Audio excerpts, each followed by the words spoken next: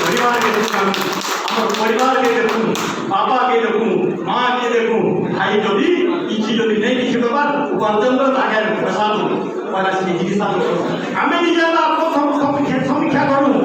আমি কানা করেছি মোর পরিবারকে মুই কানা করেছে মোর ভাইকে মুই কানা দিয়েছে মোর মাকে মুই কেনা সেবা করেছে মুই মোর ভাইকে কেনা সেবা করেছে এটা আমার এটা যদি এই করবো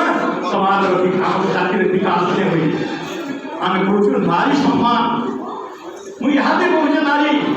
আমি ঝিও জন্ম করছু